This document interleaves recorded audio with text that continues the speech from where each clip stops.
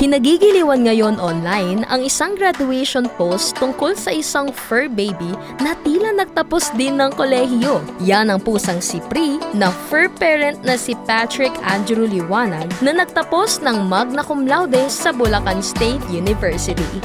So pusa siya ng kapitbahay namin. Etong pusa na to, laging dumudumi sa may flower pot namin. Pagbalik niya, namamaga yung braso niya. May nakatali palang tela dito na sobrang higpit. Naawa kami. So tinanggal nung ate ko yung benda. Nakita ko sa kwalya niya, freedom. So tinawag ko siyang Pri mula dun sa word na free.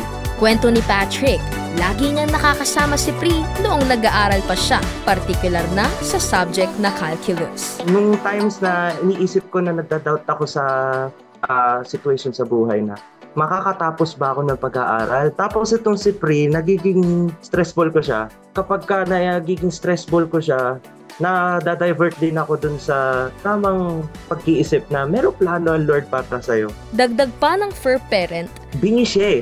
Hindi siya nakakarinig, pero nanonood siya. As in, very attentive siya dun sa nakikita niya sa screen. Nakikisingit talaga siya sa akin. Sumasampa siya dun sa mesa ko. Tapos, nagre-review ako ng calculus. Ihaharang niya pa yung mukha niya dun sa screen. Kaya naman, sa bagong milestone ng kanyang buhay, hindi syempre mawawala ang kanyang fur baby na nakasama niya hindi lang sa harap ng complex math problems, kundi pati na rin sa ibang hamon ng tunay na buhay. At times na nagkakasakit siya, natutunan ko siyang ipag-pray na, Lord, alam ko po, gawa niyo rin po ito, likha niyo po itong pusa na to. Pamilya na rin po siya sa amin. I pray for healing po para kay Pri.